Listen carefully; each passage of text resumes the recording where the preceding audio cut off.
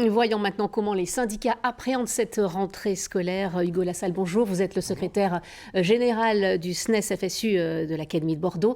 Alors, une rentrée masquée, vous dites quoi, vous, enseignants? Une de trop ou finalement on est rodé, ça va bien se passer?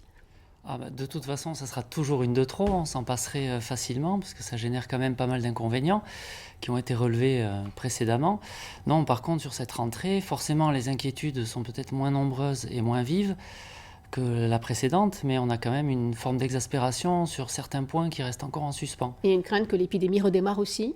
Alors, il y a toujours cette crainte, effectivement, avec le variant Delta. On a posé des questions de manière très concrète au début de l'été, à la fin de l'été, auprès du ministère pour les précisions qu'on souhaitait vous rapporter. On n'a eu aucune réponse encore sur quelques-unes à l'heure C'est un actuelle. peu le flou. Néanmoins, l'éviction des élèves en cas de Covid, ça c'est réglé. Qu'est-ce que vous en pensez? Il y en a qui vont pouvoir rester en classe et d'autres qui seront chez eux. Ça va être compliqué, ça?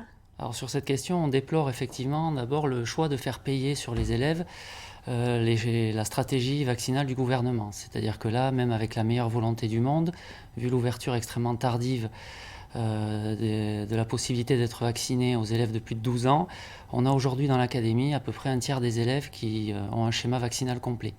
Donc on peut effectivement anticiper des difficultés sur cette question, on peut difficilement anticiper l'échelle, mais sur la question de la gestion pédagogique, la difficulté va être de concilier les élèves en présentiel dans l'établissement, les collègues qui assurent leur service et comment on va s'adresser à ceux qui seront placés en isolement. Et les détecteurs de CO2, ça vous rassure? Alors les détecteurs de CO2, c'est la même difficulté. Nous, on en avait parlé il y a 18 mois auprès du ministère.